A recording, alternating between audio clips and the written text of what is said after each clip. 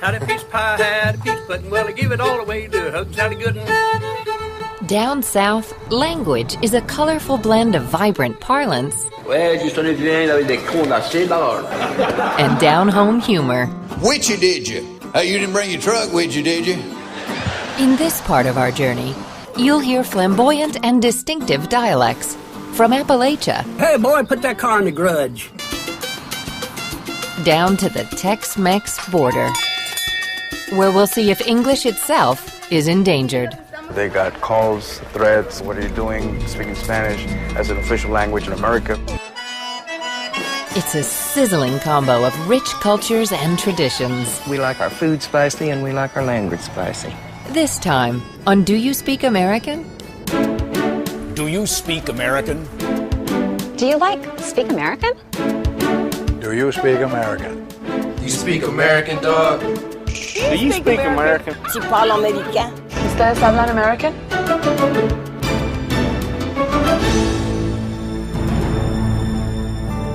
Do You Speak American has been made possible in part by the National Endowment for the Humanities, promoting excellence in the humanities.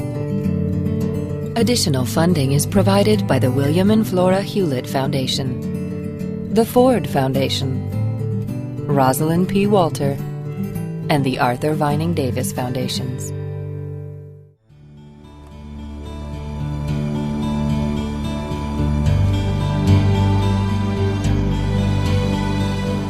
We're on a journey that takes us across the USA and through the American language.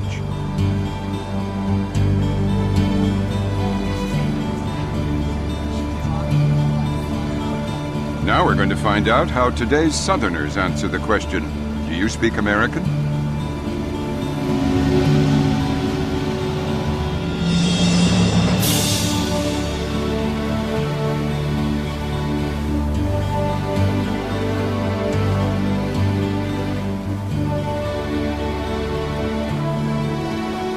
The greatest division America ever experienced was between North and South, and that is still reflected in our language. Now we're running along the beautiful Ohio River to Louisville, Kentucky. The Ohio River, the traditional northern boundary of the southern accent.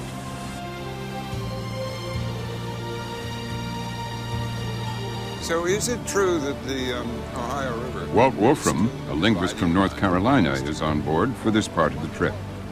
The first group to settle an area seems to have a lasting effect on the dialect area. And even though we've had all these changes over a couple hundred years, the original dialect boundaries seem to be fairly intact still. The first English speakers to settle around here were frontier fighters like Daniel Boone and later Davy Crockett, who pushed through the Cumberland Gap and down the Ohio and Tennessee rivers. Mostly Scots-Irish, they spread their way of speech from Pennsylvania to West Virginia and down the Appalachian Trail into Kentucky and Tennessee. That speech lives on in the hills of Appalachia, but it too is disappearing. This was shot in the series of Story of English, you know. Sure, and I know, I use it all the time. You use this? Oh, well, yeah, you know sure. this then. Yeah, I know it well. Yeah, this is Mrs. Hicks and Ray Hicks telling us how you get to their house. You fly in an airplane as far as you can come. Then you get in a car or truck and ride as far as you can go and hit. Then you get down and run as far as you can. Then you crawl on your hands and knees as far as you can come. Go that way. Then you straighten up, and then you find a house. It's an old-timey one. It looks haunted, but it's really not.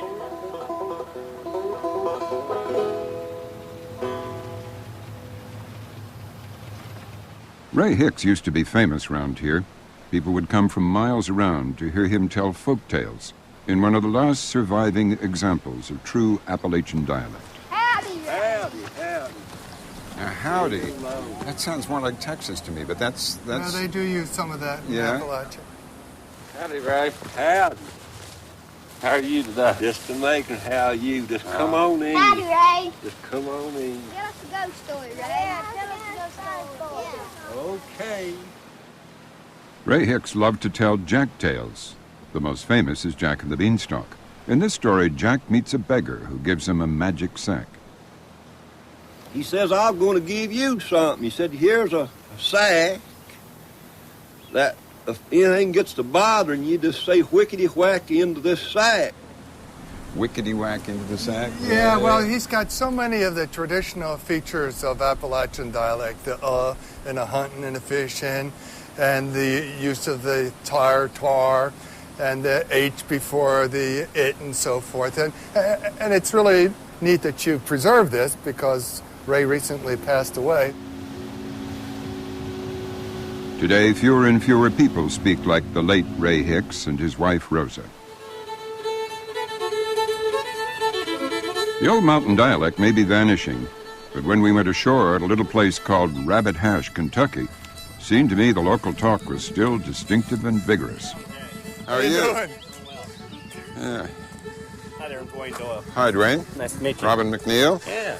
Walt Wolfram, pleased to meet you. We're down the road got muddy, stomped my toe, couldn't stand steady. Upon the hillside, I seen Sally coming, well, I thought to my soul, killed myself a running. Had a piece of pie, had a piece of pudding, well, I give it all away to Hug Sally Gooden.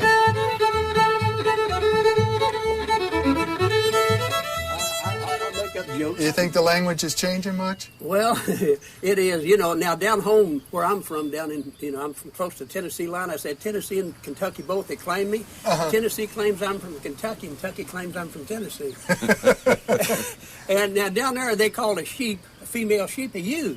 I mean a yo. Up here they call it they call it a ewe. Down there they call it a yo. Right. And then they'd say, "Hey boy, put that car in the grudge." I said, "The grudge is what you have against somebody." The guy said, "No." I said, "Dad tells me put the car in the grudge every day." See, we talk like that, and y'all. Is that one of the things you grew up saying? Oh yeah, I said yeah. And over yonder, and all over that, yonder, right? And it's a fur piece. The fur piece. Yeah, I tell them that it's not. When I go over to Ohio, I said it's not a fur piece to Rabbit Hash. It's just 3 hops and jump in the Ohio River and 2 or 3 swamps, and there you are. Yeah. Now just like you say, we'd say you all, and up here they'd say yous all. And yous and yos and you all and yo all. You ever hear Ewans? Oh, Ewans. Oh, yes, sir. That's my father was from North Carolina. It was Ewans. Yeah, that's and right. they'd say the mountains of North Carolina. And then when they would treat a person, do a bad turn for him, instead of saying I wouldn't serve a dog like that, they'd say I wouldn't serve a dog like that. Serve a dog. I wouldn't serve a dog like that. Yeah. And fetch, Yeah, go fetch it. And get me a poke to put something in. They don't call it a bag. A bag, yeah. Yeah, I know all that stuff, I was playing up here one night in a place where they danced, and some lady fell out on the floor, and I said, "Hey, come here now, I'll pick you up." I told her, I said, I looked on the hillside, seen Sally coming, thought to my soul, killed myself a running. Had a piece of pie, had a piece of pudding, well, I give it all away to Hug Sally Gooden. Had a piece of pie, had a piece of pudding, well, I give it all away to Hug Sally Gooden. You've studied so many different aspects of American speech. What would you say is the most important trend in our language now? I think that one of the most important trends is the fact that we're coming to celebrate and recognize some of the dialect differences as a part of our natural cultural heritage, rather than simply try to stamp them out, to eradicate them. Speaking is part of culture. It's part of simply defining themselves. I think a sort of growing celebration of dialect differences is one of the most encouraging signs that I've seen.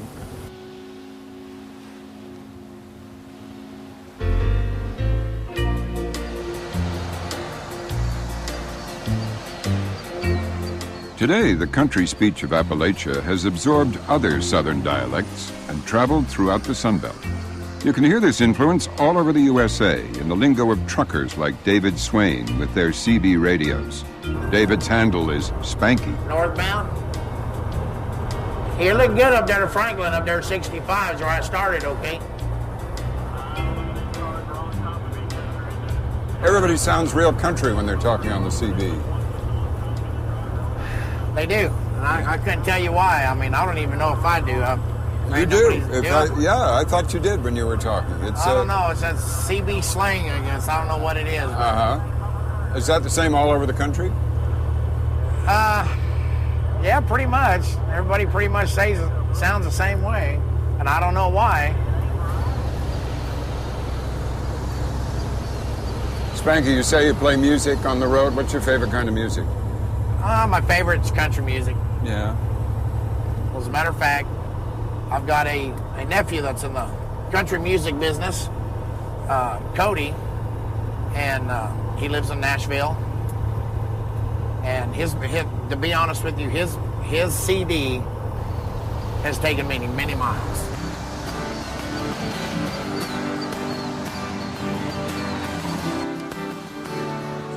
Well, some things make me fighting mad while I'm motoring along.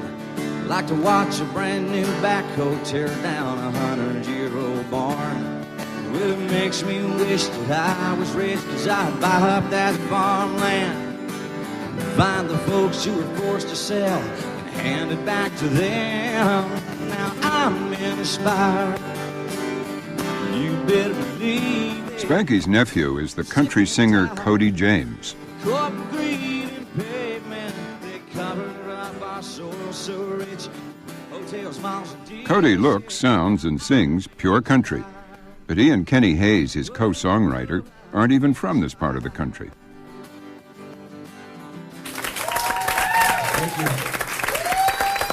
Neither of you is from the real South. You're originally from Oregon, you're from Maryland, which is near the South, but not in. When you do this kind of music, do you have to sound country and Southern? I don't think that you necessarily have to, but it's real comfortable. And when you start doing it, like doing it, right there's an example, it's easier to talk that way than it is when you start doing it and enunciating everything perfectly. Or when you start saying, doing it. It sounds funny coming out of your mouth. Yeah, sure it does. It's hard to say. It has character. And it's friendly. Very much so. What do you mean it has character? It has character. I don't know, country's just, it's fun to hear it. Blue eyes just gleaming, the sweetest thing I've ever seen. Music like Cody's is part of the popular culture that is making talkin' country the informal way to speak American. You can hear it almost anywhere, turning its Appalachian origins into a national trend. John Fott has studied the New South phenomenon, that vogue for Southern ways and country talk that now seems to reach farther and farther. For a long time, the most rapid population growth percentages in the U.S. have been in the inland southern area, the Sun Belt. This dialect is a very large dialect, and it's perfectly to be expected that we would see a lot of it. It has probably the largest body of speakers of any of the American dialects now, and this will only grow with time. So, Southern, inland Southern, is now the largest dialect in America and growing? I hope so. But it seems confirmed by the 2000 census.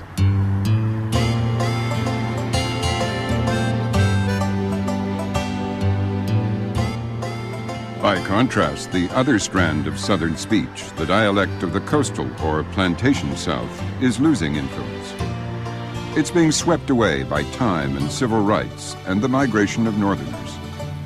City dwellers in the Deep South are even pronouncing their R's. But here in Oxford, Mississippi, what's celebrated today is language that endures. Among the cultural treasures of the South is its literary tradition, and Mississippi can boast two of America's greatest writers, William Faulkner and Eudora Welty. In their recorded voices, you can hear the cultivated speech of Mississippi of 2 generations ago. For instance, this is Eudora Welty reading from her story, The Optimist's Daughter. So I was forced to the conclusion I started seeing behind me. Fay laughed, a single high note as derisive as a jay's. Yes, that's disturbing. Dr. Cortland rolled forward on his stool. Let's just have a good look. Eudora Welty told me a story about her accent. In the late 30s, she attended Columbia University in New York and lived in the women's residence. The woman who ran the residence would give free theater and concert tickets to the students. After a couple of months, Eudora went to her and said, Why did I never get any? And the woman said, with your accent, we didn't think you'd be interested in cultural activities.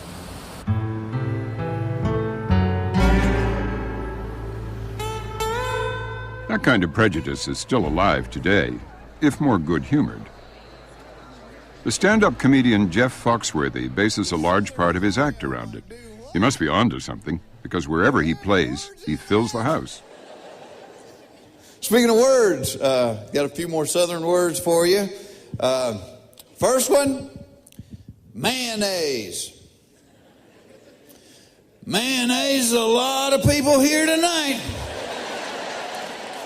It's kind of a gift. They come to me in my sleeve, I write them down. Innuendo. Hey, dude, I saw a bird fly in your window. Do you think Northern people think Southerners are stupid because of the way they talk? Yes, I think so, and I think Southerners really don't care that Northern people think that. You know, I mean, some of the most intelligent people I've ever known talk like I do. In fact, I used to do a joke about that, about, you know, the Southern accent. I said, nobody wants to hear their brain surgeon say, all right, now what we're going to do is saw the top of your head off, root around in there with a stick and see if we can't find that dad-burn clot.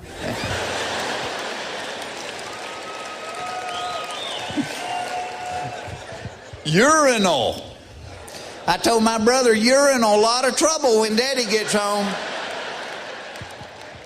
And last but not least, which did you? Which did you? Oh, you didn't bring your truck with you, did you?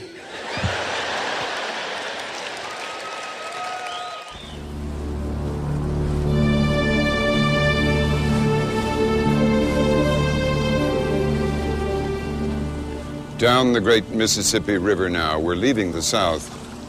Ahead are the states where English rubs up against many languages, and speaking American takes on a whole new character.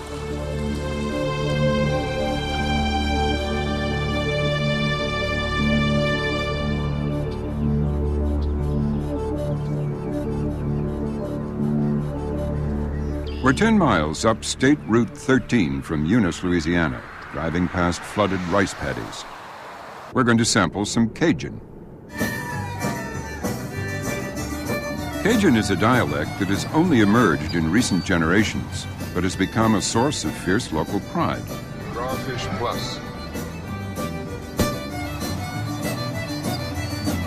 To hear the sound of authentic Cajun, turn off the road at a big water tower that says Mamou. Today, Cajun is as much tourist bait as crawfish pie or boudin sausage. Here in Carl's Restaurant, which describes itself as the most famous restaurant in Mamou, you can hear English and French and Cajun, which is kind of a mixture of the two with other influences. C'est la plus grosse largeur de contient un bœuf t'as vu. Ouais, j'en ai vu un avec des cônes assez larges. Mais il dit, pourquoi tu veux passer un magasin aussi gros que ça? Mais il dit, pour mettre ton churro dedans.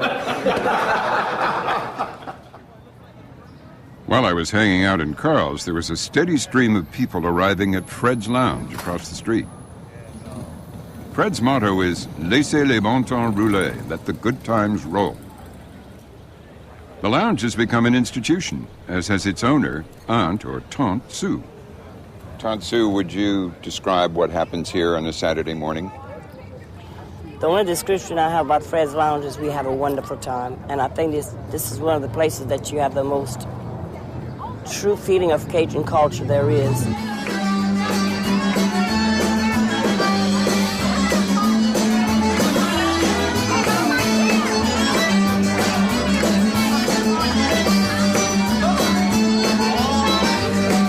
We have people coming in at 8 o'clock.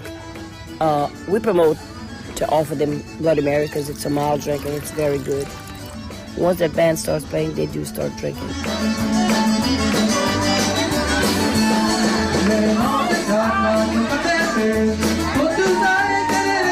Every Saturday, it's not just drink that's being mixed, but language, too. as the local radio station broadcasts live from Fred's. Dernier sponsor de la journée.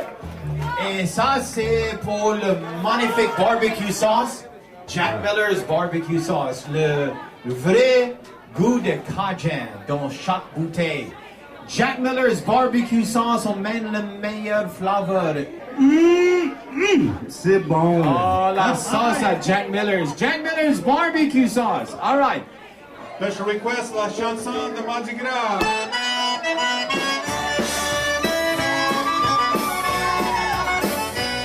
American English smothered in Cajun is what you hear in Tont Sue's speech.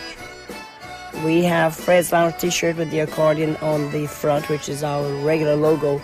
And when the accordion starts playing in the band, I play my accordion on my t-shirt.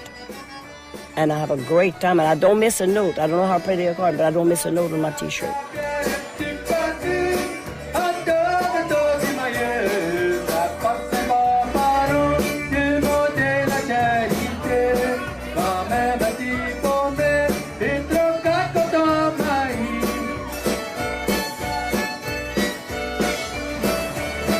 Perhaps it's best to leave before Tont Sue gets too carried away with her accordion playing.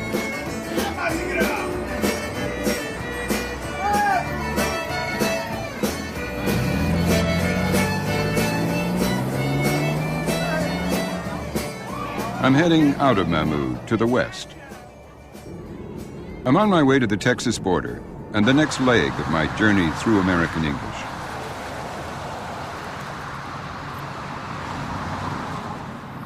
We've just been listening to French here in Louisiana. In fact, this whole area could still be speaking French if Thomas Jefferson hadn't bought almost everything west of here in the Louisiana Purchase. Or, by another turn of history, it could be speaking Spanish, as some Americans still fear it might. But Spanish is only one of the language influences we're going to be looking into as we move across the state of Texas and down to the Mexican border.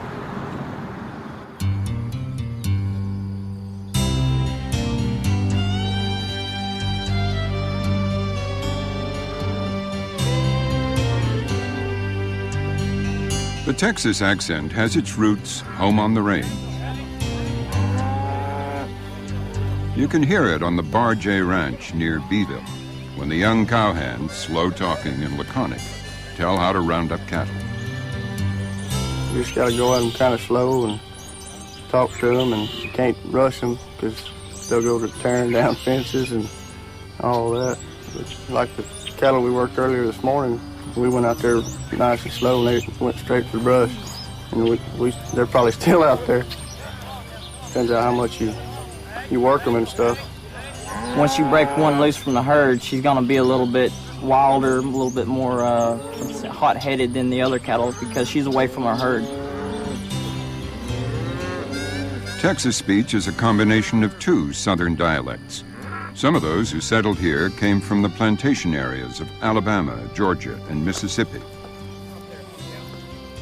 Others came down from Appalachia, Tennessee, and Kentucky. The result is a kind of southern speech that's different from anything else. Add to that a mixture of Germans, Poles, and Czechs who immigrated directly to Texas, and you have something quite distinct.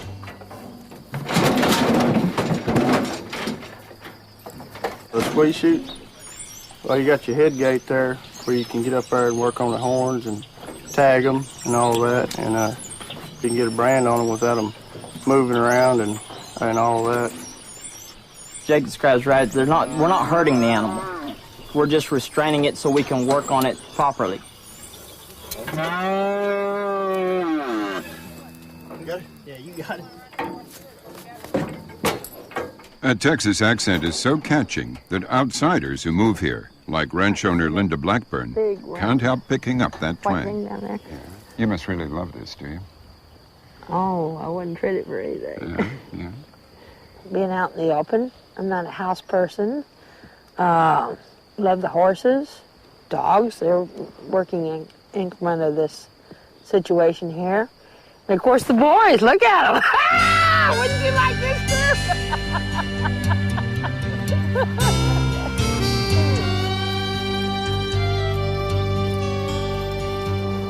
Today, only 1% of Texans ride a horse to work.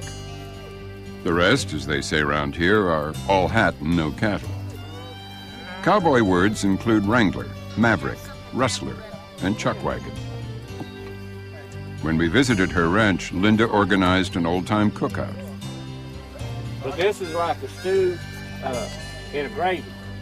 This is all authentic the way it used to be done? Yes, sir. And what's the name? The Wild West and Western movies have helped spread phrases like hot under the collar and bite the dust that go with the cowboy's deadpan sense of humor. Well, the 2 a.m. call is no fun at all for a rancher who needs his rest. To heck with that thing. Just let it ring. Old Bud wouldn't leave his warm nest. But Bud, Liz cried, maybe somebody's died. Her voice though uncertain yet warning. Well, Liz, Bud said, if somebody's dead, they'll still be dead in the morning. One major influence on Texas talk comes from Spanish, originally spoken here when Texas was part of Mexico. On the Bar J Ranch, some of the boys practicing their rodeo skills come from Spanish-speaking families that have been American for generations, and for whom a ranch is a... Say it in Spanish? Rancho. And what does it mean in Spanish? Basically the same thing means in English. It's a place where the cattle is. Rodeo. Rodeo? You know, you get a wild cow, you get a bronky horse, and the cowboy tries to see how much pride he's got to ride him or to handle him. Rodeo, bronco, stampede, corral. Like today's taco, fajita, nacho, and enchilada, it all comes from Spanish. Lazo is what you throw at the animal to catch it. Bronco, the young horse, it's not quite broke.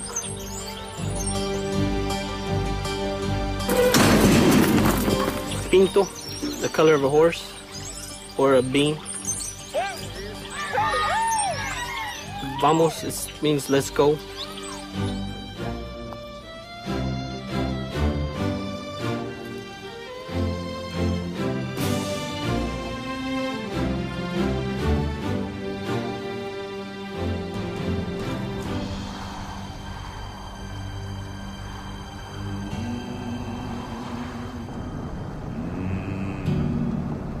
When you think about Texas, you think about cowboys and cattle. You don't think about cotton and slavery. But that's in the history of this dry, flat, and stiflingly hot East Central Texas.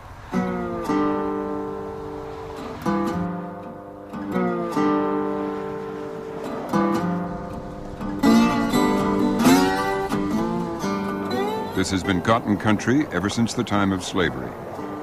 After slavery was abolished, this land was worked by dirt-poor sharecroppers.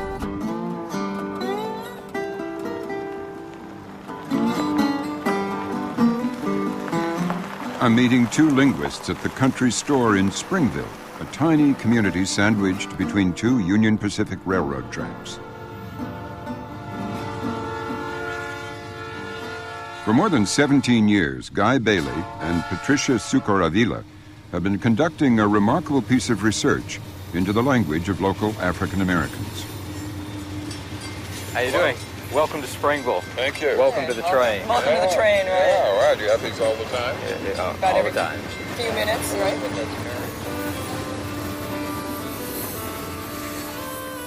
For generations of sharecroppers, black and white, the country store was the center of their lives.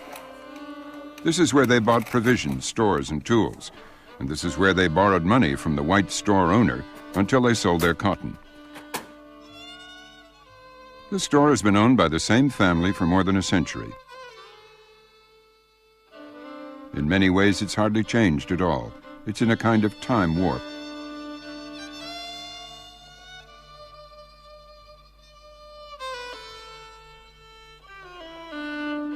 When I first started out with this project, I would sit out at the general store inside and basically hang out there most of the day and interact with people who came in and talk with them and not necessarily record right at first until I got to know people. Hey, stranger. The mail is still delivered at the store. There is no home delivery. People oftentimes don't just come to get their mail and leave. They come, get their mail, sit down, open it, sit around and talk. Springville is a fictional name Guy and Patricia gave to the community so that local people would feel relaxed in their company. To win their trust, Guy and Patricia also promised them they would use pseudonyms. Willie is a lifelong resident of the area. He grew up on one of the farms close to the store. He's always lived out here and worked in agriculture his whole life. He's a very good example of what we would call older, rural, African-American speech patterns. You told me that when you were a boy you did a lot of hunting and stuff? Yes, I hunted a little bit, yes, sir. What all did you hunt? Armadillo, rabbits, and everything I could get. Is that right? Yeah. Is an armadillo pretty good to eat? Yes, sir, eat good, sir. Never had armadillo. What's it taste like? Tastes good, like chicken. Is that right? Yes, sir. Sure do, sir. You couldn't rice it. Is that right? How you cook it? Well, my mama, she boiled him, you know, in a pot, you know. Uh-huh. Put some onion around him and, you know, make gravy, side him. What we've been able to do with this research is to look at how things change over time in a single community. We had some hard times in my days. Yeah. Yes, sir. We worked hard, sir. Yeah. Helped my daddy. Willie's way of talking can be traced right back to the time of slavery. We know this because one of the things that makes this part of Texas so special is a series of recordings and photographs made here in the 1930s and 40s. These were pictures that were made by workers for the WPA here in Texas. The top two are from former slaves who were from this district. The others are from slaves in other parts of Texas. You think of slavery being so long ago, so long in the past. So much of it, though, was a 19th century phenomenon. So these people photographed in the late 30s or 1940 or thereabouts could actually be the grandchildren or even children of people brought directly from Africa. That's exactly right. Okay, here are some recordings from the Library of Congress with former slaves who were born in Texas. Born right there and stayed there until I was about 9, 10 years old, maybe more. Stayed right there. We didn't know where to go. Mom and them didn't know where to go. You see, after freedom broke, just like you turn something out, you know. Didn't know where to go. That's just where they stayed. I said, I'm 61 or 2 years old, and I never had no trouble in my life. I said, I never asked the Lord for a nickel, but he didn't give it to me in my life, and now one of them never cussed at me. What is significant to you in the speech patterns on these recordings? They're very different from current-day African-American vernacular English. Many of the features that are most common in what linguists call AAVE, things like invariant B, they be working, or the deleted copula, they working. You don't see as much. The invariant B, you don't see it all, hear it all in the slave tapes.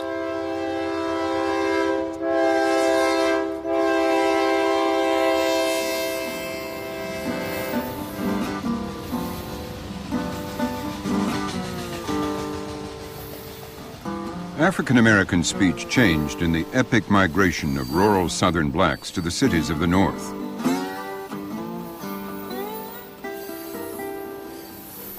Over many decades, until the 1970s, some 6 million made that journey.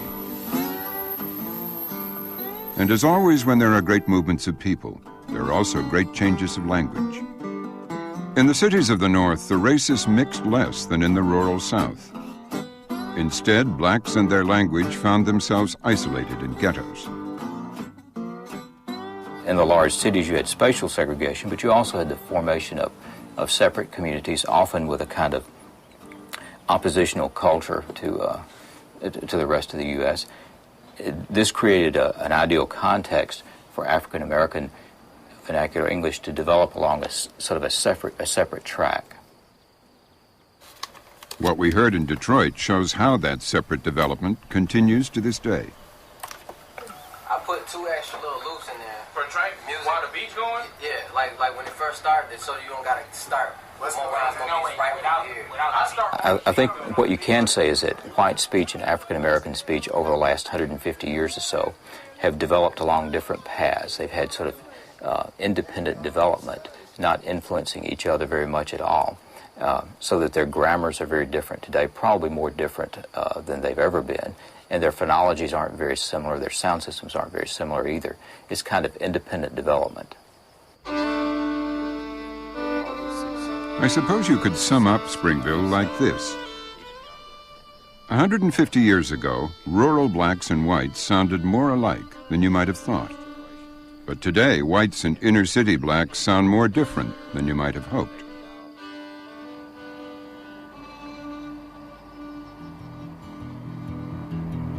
After decades of civil rights advances, the implications are pretty sobering, because more separate languages mean more separate peoples.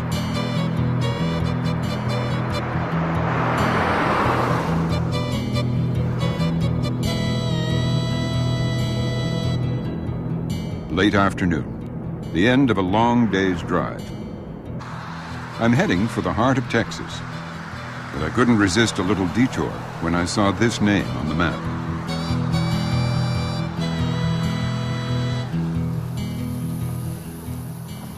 Cut and Shoot is just one of a number of place names I jotted down from the map that shows something extravagant and imaginative in the Texas personality. Here's some other names of places: Wink, Telephone, New Deal, Oatmeal, Old Glory, Pandora, Rainbow, Best, Bangs, Birthright, Cash, Deadwood, Grit, Gun Barrel City, Happy, and Joy. The population of Best, incidentally, is 1.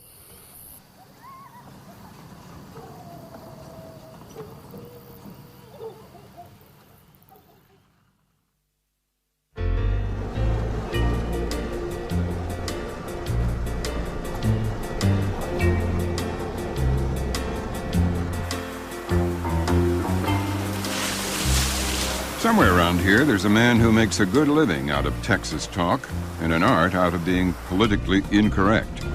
He started out writing country and western songs with clever lyrics. Now he writes detective stories set in Texas. He's also written a book called Texas Etiquette, which includes a chapter on Texas talk.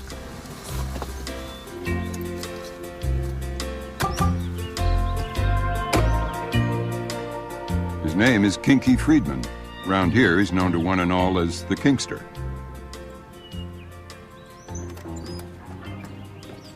Hello. Robin.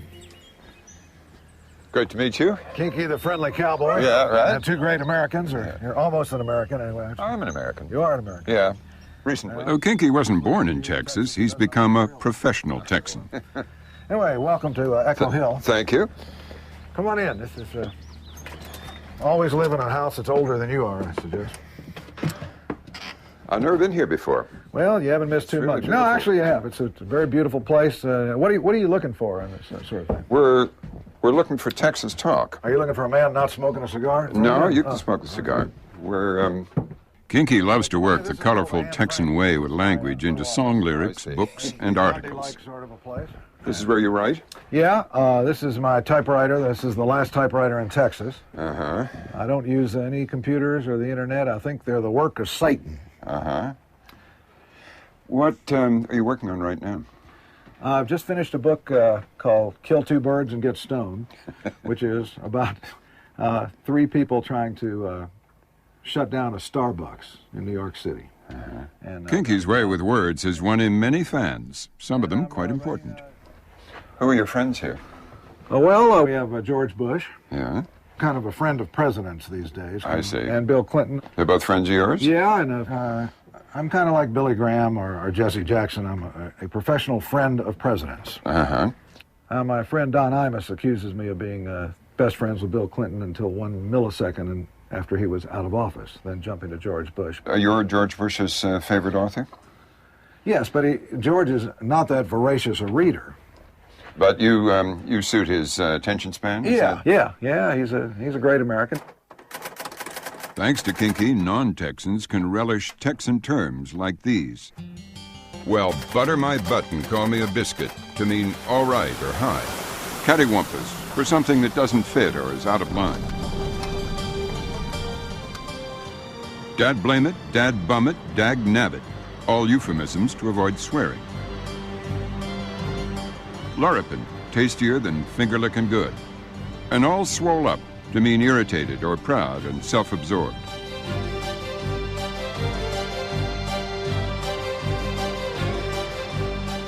But to hear Texas talk in its tallest form, head for the state capitol in Austin. The legislature is a kind of one-stop shop for every kind of Texas accent. How about joining me in at Walker County? Togetherness one more time. Hereby recognize March 11, 2003 as Walker County Day at the state capitol and welcome all visiting from this notable county. Though Texans are far from formal, this is the only place in my travels where I have to wear a jacket and tie.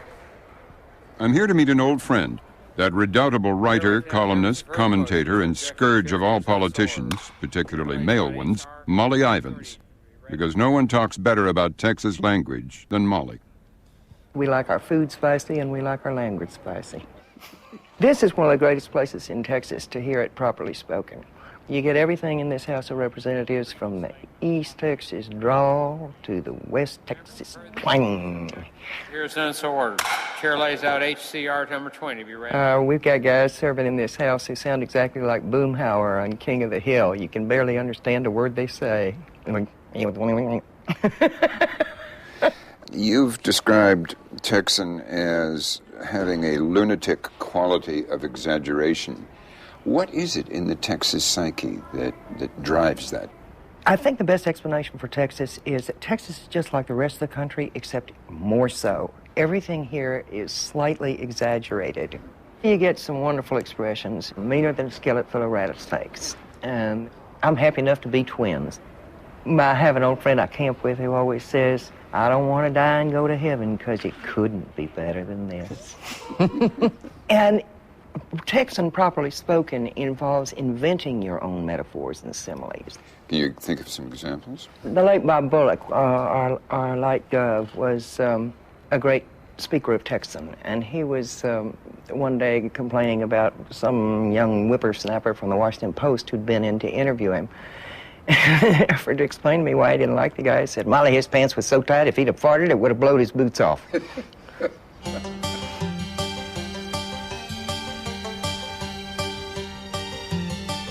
This is the Lyndon Johnson Library in Austin. Few Texans have talked more Texan than America's first president from Texas. To its credit, the LBJ Library hasn't lost its sense of humor. I was thinking about a story that occurred down in my own hills of Texas. The real LBJ was famous for his salty turns of phrase. He used to say, he can tell chicken from chicken salad. During the Vietnam War, I personally heard him say, if I got him by the short and curlies, the hearts and minds will follow. The uninhibited rhetoric and flamboyant style of Texas politics hit Washington with Lyndon Johnson. I began covering politics with Kennedy and Johnson, just as television replaced radio as the national sounding board. The new political era brought presidential voices to Washington from different regional dialects, starting with Kennedy and Johnson. The office of President of the United States. And I will faithfully execute the office of President of the United States. And will to the best. Voters were comfortable with JFK's Massachusetts rasp, but LBJ's accent was another matter altogether. And will to the best of my ability. Preserve, protect, and defend. Preserve, protect, and defend. Back then, his Texan accent was openly despised. I, Jimmy Carter, do solemnly swear that I will faithfully execute the office. Even by the late 70s, Jimmy Carter's Georgia accent did him no favors in Washington.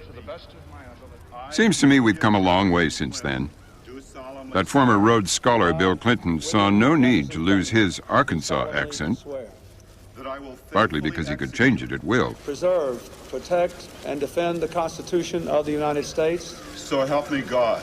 I, George Walker Bush, do solemnly swear that I will faithfully execute the office of President of the United States. And will to the best. Today, ironically, President Bush, a scion of the East Coast establishment, wants to sound Texan.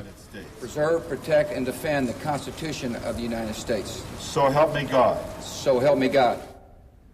There was a popular intellectual theory about 20 years ago that the whole country was becoming more and more alike. It was all covered with interstate highways and Howard Johnson's restaurants, and everybody talked more and more alike. You know, what's amazing is not the fragility of those cultures, it's their hardihood, it's their endurance. I'm amazed by the tenacity with which custom and dialect endures.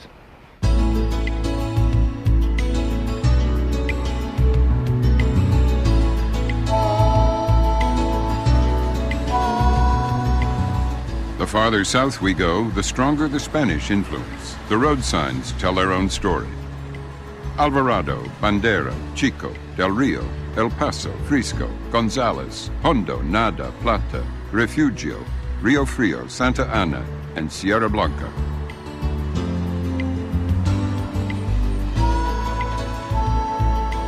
By the time I reach the Tex-Mex border in the evening, it feels as if we're already in Mexico.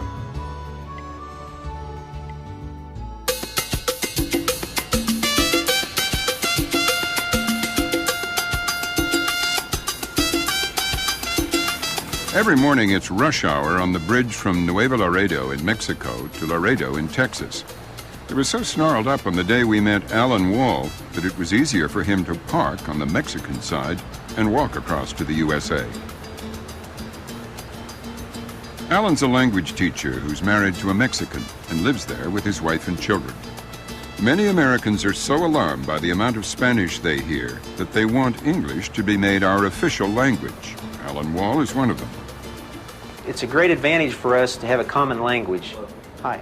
It's good for the immigrants to learn English. Thank you, sir. It opens up to the mainstream of the American society and economy. It's also an important part of our common citizenship.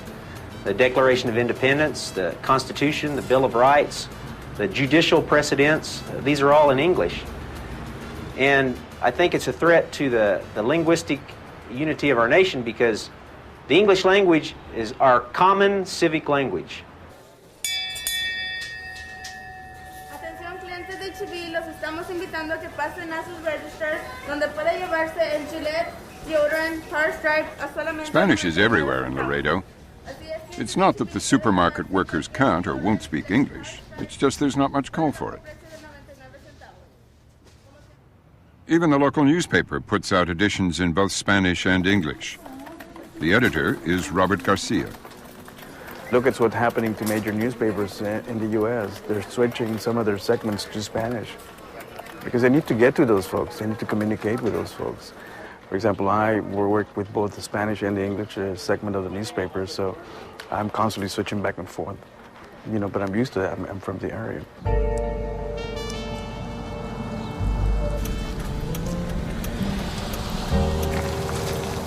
To see just how far the Spanish language has reasserted itself around here, I've come to a little border town called El Cenizo, Texas. I'd made an appointment to meet the mayor.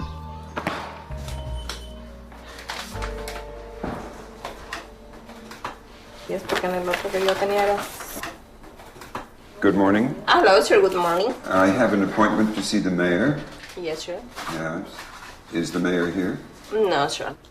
Did she say anything about our appointment? No, sir. She said that very important meeting. Yeah. So is there somebody else that I could talk to here? Yes, with Mr. Hernandez, his commissioner. A commissioner? Yes, sir. You're a commissioner. You were just elected commissioner, Yeah, were you? that's right. When was that? November. In November. Yeah. How many commissioners are there in? We are right now. We are just two. Just two commissioners. Yes. You're one of two. Yeah. Mm-hmm. And tell us what the mayor. Where is the mayor? The mayor is right now there in the country. In Laredo. In Laredo. Uh-huh.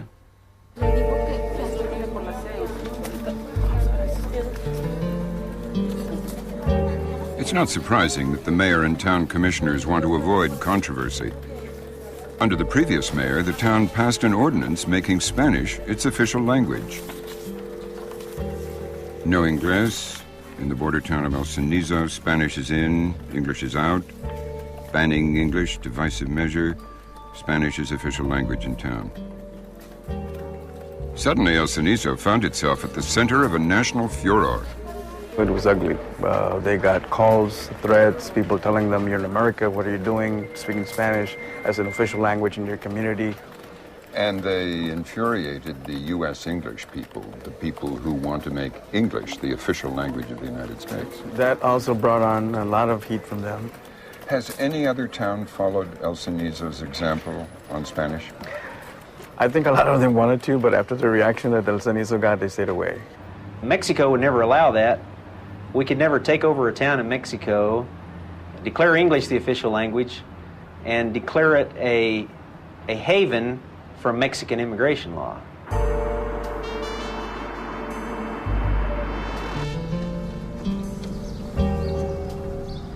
Under that previous mayor, El Cenizo went one step further. It passed an ordinance that no town official was allowed to collaborate with the U.S. immigration authorities. So this is where this little town ends, in the Rio Grande River. The Rio not very grand, in fact, because there isn't much water in it. But through these bushes and across the river is the border with Mexico. So it's a naturally attractive crossing point for illegal immigrants. And this area is heavily patrolled by the Border Patrol.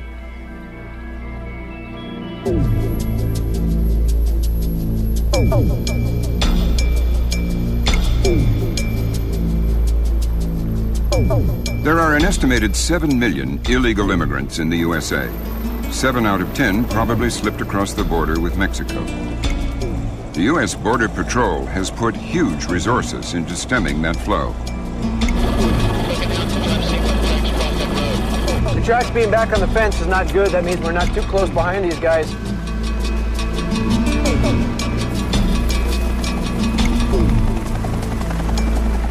Imagine coming through here at night. This is pretty rough country. I mean, you'd get your clothes torn up on all these thorns and things. It's very, look at all this, it's very sharp. So what proportion of the ones who come across do you think you get? I would say 40-50%, but overall, the usual people, I've heard different people say is 10%. Yeah.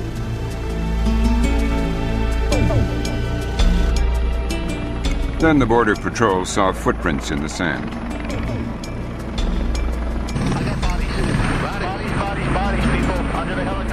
The illegals were spotted huddled in the scrub. A woman patrol officer moved in to make the arrest.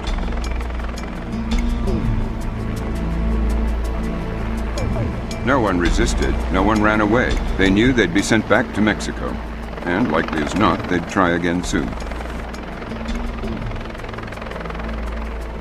Living in Mexico has given me a different perspective. There was a conference, a Spanish language Congress in 2001, and the president of Mexico, Vicente Fox, was there, and he made the comment that when the immigrants come here and continue to speak Spanish, they are doing their patriotic duty to Mexico. And another speaker there was Carlos Fuentes, who is he's probably the number one literary figure, living literary figure in Mexico. And he spoke very clearly. He said that there is a silent reconquista, a reconquest of the United States. He didn't even limit it to the Southwest, as many do. He just said, of the United States. Does the large Hispanic immigration, legal and illegal, really threaten American English? Or, like immigrant groups before, are Latinos merging into the mainstream?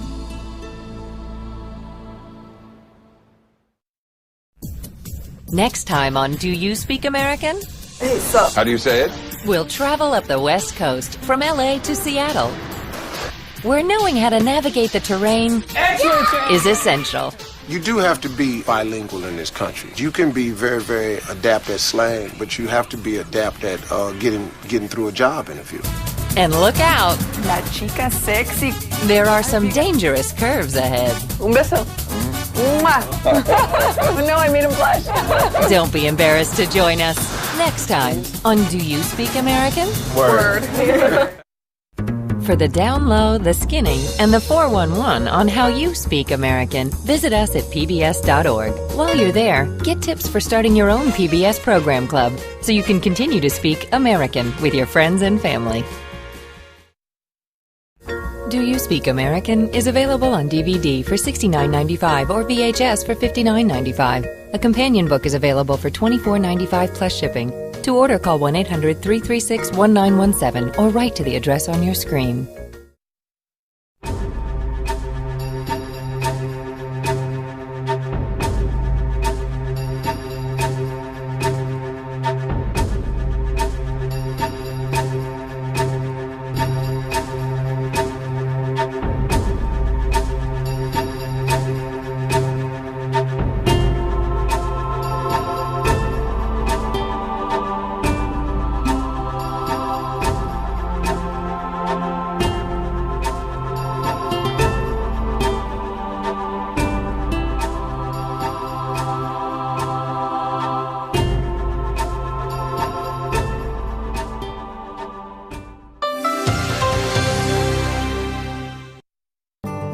Do You Speak American has been made possible in part by the National Endowment for the Humanities, promoting excellence in the humanities.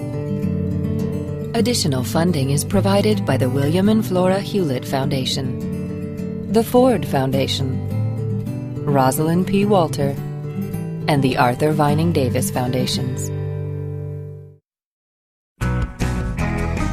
I am PBS.